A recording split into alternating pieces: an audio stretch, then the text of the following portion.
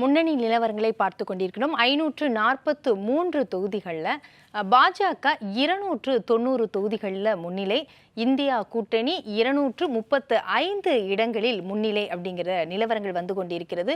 ஒரு நெருக்கமான இடைவெளியில தான் அந்த முன்னிலை நிலவரங்கள் அப்படிங்கிறது வருது. 290 235 அப்படிங்கிற எண்ணிக்கையில் தான் வருகிறது. ராகுல் காந்தி வயநாட்டிலும் ரேபரேலியிலும் முன்னிலை பெற்றுக் கொண்டிருக்கிறார். வாரணாசியில் பிரதமர் மோடி முன்னிலை பெற்றுக் கொண்டிருக்கிறார். அதே சமயம் ஸ்மிருதி இரானி அமேதி தொகுதியில் பின்னடைவு அப்படிங்கிற செய்திகளையும் நம்ம பார்த்து கொண்டிருக்கின்றோம். உத்தரப்பிரதேசத்தில் காங்கிரசும் அதாவது இந்தியா கூட்டணியும் வந்து முன்னிலை அப்படிங்கிற செய்திகள் வந்து கொண்டிருக்கின்றது. அடுத்து பீகார் வந்து நம்ம பார்க்குறோம்னா பாஜக 32 இடங்கள், ஆர்ஜேடி ராஷ்டிரிய ஜனதா தள் வந்து 8 இடங்கள் அப்படிங்கிற தகவல்கள் வந்து கொண்டிருக்கின்றது. பீகாரை பற்றிய பார்வை சார் துரைபாண்டியன் சார், பீகாரை பற்றிய பார்வை, இதில் நிதிஷ்குமார் மாறி இருக்கிறது, இதெல்லாம் வந்து எந்த விதமான தாக்கத்தை ஏற்படுத்தும் அப்படிங்கிறத நம்ம பார்க்கலாம். அதற்கு முன்பு இதை பற்றி பீகாரை பற்றி ஒரு சிறு குறிப்பு சொல்லிடலாம். பாடலிபுத்திரம் பழம்பெரும் நகரம், இந்தியாவுடைய பழம்பெரும் நகரம் பாடலிபுத்திரம், அதுதான் வந்து தற்போது பாட்னா அப்படின்னு சொல்லப்படுகிறது. அதை தலைநகராக கொண்டது தான் வந்து பீகார் அப்படின்னு சொல்றது. பீகாரில் பார்த்தோம் அப்படின்னு சொன்னால் இந்த சமூக நீதிக்கு வந்து ஆரம்ப கட்டத்தில் நிதிஷ்குமாரும் சரி லல்லு பிரசாத் யாதவும் சரி துணை நின்றிருக்கிறார்கள் அப்படிங்கிறது ஒரு குறிப்பிடத்தக்க கூடிய விஷயம். மண்டல் கமிஷன் கொண்டு வரப்பட்ட போது பெரிய எதிர்ப்பு எழுந்தாலும் பீகாரில் ஆதரித்தவர்கள் லல்லு பிரசாத் யாதவும் நிதிஷ்குமாரும் அப்படிங்கிறது. ஆனால் நிதிஷ்குமார் நிறைய கட்டங்களாக அவர் வந்து ஒவ்வொரு கட்டத்திலையும் கூட்டணி அப்படிங்கிறதுல நிறைய மாறுபாடு அப்படிங்கிறது இருந்தது. காங்கிரஸ் கட்சியை பொறுத்த வரைக்கும் 1990ஆம் ஆண்டுக்கு பிறகு அவங்க அங்கே ஆட்சி அமைக்கவில்லை அப்படிங்கிறதும் குறிப்பிடத்தக்க கூடிய விஷயமாக இருக்கிறது. அதற்கு பிறகு நிதிஷ்குமார் லாலு பிரசாத் யாதவ் இவர்களுடைய ஆட்சிகள் அங்கு நடைபெற்றது. 2010ஆம் ஆண்டு நடைபெற்ற பீகார் சட்டசபை தேர்தலில் ஐக்கிய ஜனதா தளம் பாரதிய ஜனதா கூட்டணி, இந்த கூட்டணி வெற்றி பெற்று நிதிஷ்குமார் முதல் மந்திரியானார். 2010 பாரதிய ஜனதா கட்சியுடன் கூட்டணி வைத்து நிதிஷ்குமார் அங்கு முதல் மந்திரியானார். 14ஆம் ஆண்டு நாடாளுமன்ற தேர்தல் போது குஜராத் முதலமைச்சராக இருந்த மோடி முன்னிலைப்படுத்தப்படுகிறார் அப்படிங்கிற ஒரு அதிருப்தி நிதிஷ்குமாரிடம் இருந்தது. அதனால் அவர் அது எதிர்ப்பு தெரிவித்து பாஜகவுடைய உறவை முறித்துவிட்டார். அதன் பிறகு ராஷ்டிரிய ஜனதா தளம் காங்கிரஸ் கட்சியுடன் இணைந்து மெகா கூட்டணியை உருவாக்கினார். இந்த கூட்டணி 2014ஆம் ஆண்டு படுதோல்வியை சந்தித்தது அப்படின்னு சொல்லலாம். அதற்கு பிறகு 2014 அவர் ராஜினாமா செய்தார் தன்னுடைய முதல் மந்திரியே. அதற்கு பதிலாக தான் ஜித்தன் ராம் மஞ்சி வந்து முதல் மந்திரியாக நியமிக்கப்பட்டார். 2015ஆம் ஆண்டு ஜித்தன் ராம் மஞ்சி ராஜினாமா செய்ததால் நிதிஷ்குமார் மீண்டும் முதல் மந்திரியானார். 2015ஆம் ஆண்டோட பிற்பகுதியில் சட்டசபை தேர்தல் நடந்தது. அதில் மகாகத் பந்தன் அதாவது மெகா கூட்டணி அப்படிங்கிறத அமைத்து வெற்றி பெற்றார். நிதிஷ்குமார் முதல் மந்திரியானார். 2017ஆம் ஆண்டு என்ன நடந்ததுன்னா, ஊழல் குற்றச்சாட்டுகள் தொடர்பாக ராஷ்டிரிய ஜனதா தளம் காங்கிரசுடனான கூட்டணியை முறித்து நிதிஷ்குமார் பாரதிய ஜனதாவுடன் ஆட்சி அமைத்தார். அப்போ மாறி மாறி அந்த இடத்துல அரசியல் வியூகம் அப்படின்னு சொல்றதா இல்லை எப்படி எடுத்திருக்கிறான்னு தெரியல. ஆனால் தொடர்ந்து அவர் முதல் மந்திரியாக இருக்கிறார். 2020ஆம் ஆண்டு நடைபெற்ற சட்டசபை தேர்தலில் ஐக்கிய ஜனதா தளம் பாரதிய ஜனதா கூட்டணி வெற்றி பெற்றது. பாரதிய ஜனதாவை விட ஐக்கிய ஜனதா தளத்துக்கு குறைவான எம்பி இருந்தா கூட வெற்றி பெற்றது பாரதிய ஜனதா.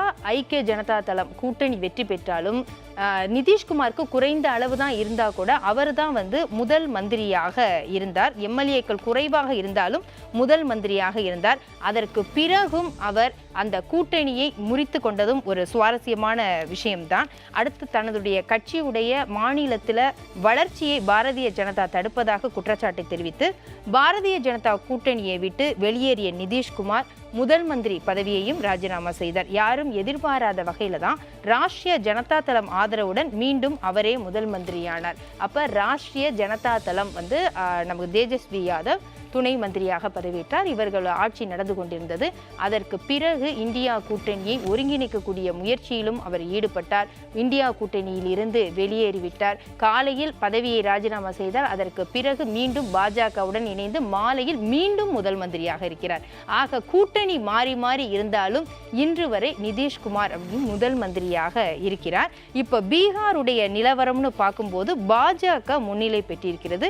ஆர்ஜேடி இந்தியா கூட்டணியில் ஆர்ஜேடி ராஷ்டிரிய ஜனதா தளம் பின்னடைவை சந்தித்திருக்கிறது. இதை பற்றி நம்ம விவாதிக்கலாம். துரைபாண்டியன் அவர்கிட்ட ஒரு நீண்ட ஒரு வரலாறு தான் பீகாருக்கு இருக்கு அப்படின்னு நம்ம சொல்லலாம். ஒரு மறுக்க முடியாத ஒரு தலைவராக நிதிஷ்குமார் இருந்து கொண்டிருக்கிறார். நான் சொன்ன மாதிரி மாறி மாறி இருந்தாலும் ஒரு முதல் மந்திரியாக இருக்கிறார். இந்த முறை இந்த கூட்டணியை இந்தியா கூட்டணியிலேருந்து வெளியேறியது, அதற்கு பிறகு இந்த காங்கிரஸ் உடனான உறவுகள் இதெல்லாம் முறித்து கொண்டது, திரும்ப இணைந்தது, இதெல்லாம் அதிருப்தியை ஏற்படுத்தும் அப்படிங்கிற ஒரு பார்வை இருந்தது பீகாரில். அப்போ பாஜகவுக்கு அது பின்னடைவை தரக்கூடிய வாய்ப்புகள் இருக்குன்னு எதிர்பார்க்கப்பட்டது. இந்த வரக்கூடிய முன்னிலை நிலவரங்களை பார்க்கும்போது பீகாரில் பாஜக முன்னிலை அப்படின்னு இருக்கு. அப்போ இதை மக்கள் ஏற்றுக்கொள்கிறார்களா?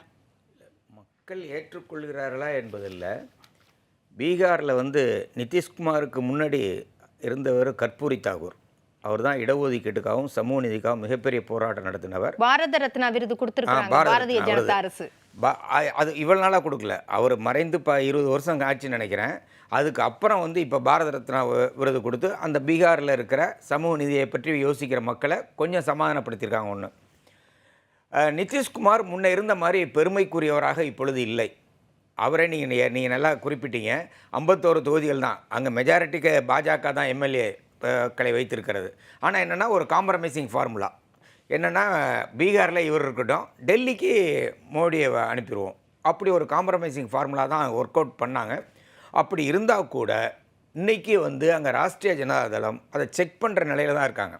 8-9 தொகுதிகளில் அவங்களும் முன்னிலை வகித்து கொண்டிருக்கிறார்கள். தொடர்ந்து 2 பேருக்கும் போட்டி நடந்து கொண்டிருக்கிறது.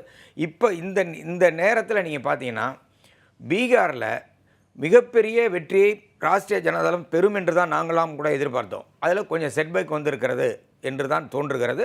ஆனால் இப்போ உடனே நம்ம சொல்லவும் முடியாது. ஏன்னா இப்போ தான் 2 சுற்று 3 சுற்று 4 சுற்று என்று முடிந்திருக்கும். இன்னும் 15 சில இடங்களில் 20 சுற்று கூட நடக்கலாம். அதனால் உடனடியாக சொல்ல முடியாது. ஆனால் என்ன ஒரு விஷயம்னா, பத்திரிகைகள் கணித்ததை விட, ஊடகங்கள் கணித்ததை விட பீகார் உள்ளிட்ட இடங்களில் எதிர்க்கட்சிகள் முன்னேறி கொண்டிருக்கிறது என்பதுதான் உண்மை. நான் அன்றைக்கே சொன்னேன், கோடி மீடியா என்ற வார்த்தையை நான் பயன்படுத்தினேன். அந்த கோடி மீடியா இன்றைக்கி மோடி வர வேண்டும் என்பதற்காக ஒரு கருத்து கணிப்பை நடத்தி வெளியிட்டாங்க. ஆனால் இன்றைக்கி அதில் ஒரு செட்பேக் வந்திருக்கிறது. நீ 3000 புள்ளிகளுக்கு மேலே இன்றைக்கி பங்குச்சந்தை கீழே விழுந்திருக்கிறது என்று சொன்னால் அது எதை காட்டுகிறது என்றால், மோடி அவர்களுக்கு பின்னடைவு ஏற்பட்டு கொண்டிருக்கிறது என்பது தான். அப்போ முழுமையாக வாக்கு எண்ணிக்கை முடியும் பொழுது அது வேறு மாதிரியாக இருக்குமோ என்று எனக்கு தோன்றுகிறது. சரி, விஜயகிருஷ்ணா அவர்களிடம், இப்போ இந்த மாநிலங்கள்லாம் இந்தியா கூட்டணி கொஞ்சம் எண்ணிக்கை அதிகமாக கிடைக்கும், சீட்டு கிடைக்கும் அப்படின்னு எதிர்பார்த்த மாநிலங்கள், இந்த இடங்கள்லாம் கூட பாஜக அதை தக்க வச்சுக்கிட்டே இருக்கிறாங்களா?